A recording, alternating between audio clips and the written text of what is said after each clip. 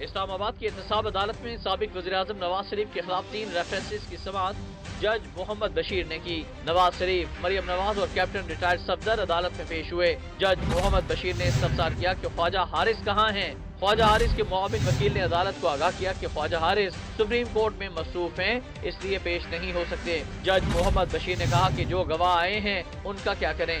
معاون وکیل کا کہنا تھا کہ سماعت آئندہ پیر تک ملتوی کر دیں۔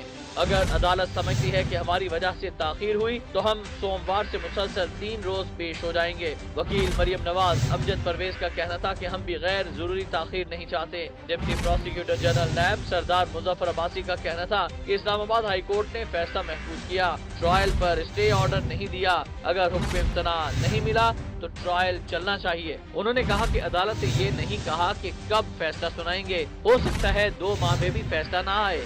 جج محمد بشیر نے خواجہ حارث کے معاون وکیل سے استفسار کیا کہ آپ نے تینوں ریفرنسز میں ایک فرد جرم عائد کرنے کی استدعا کی ہے۔ معاون وکیل خواجہ حارث کا کہنا تھا کہ ہم نے متبادل استدعا بھی کی ہے کہ کم از کم 2 ریفرنسز ہی یکجا کر دیے جائیں۔ جج کا کہنا تھا کہ پھر ہم پیر کو ایک اور گواہ بھی بلا لیتے ہیں، جس پر نیب پروسیکیوٹر کا کہنا تھا کہ پہلے بلائے گئے گواہوں کے بیانات ریکارڈ کر لیں۔ معاون وکیل کا کہنا تھا کہ ان کے پاس گواہی ختم ہو گئے ہیں، تفتیشی افسر کے سوا کوئی مرکزی گواہ نہیں ہے۔ نیب پروسیکیوٹر کا کہنا تھا کہ عدالت نے فیصلہ سنانے کی کوئی تاریخ نہیں دی۔ انہوں نے عدالت سے استدعا کی کہ سماعت ملتوی نہ کی جائے۔ عدالت نے سماعت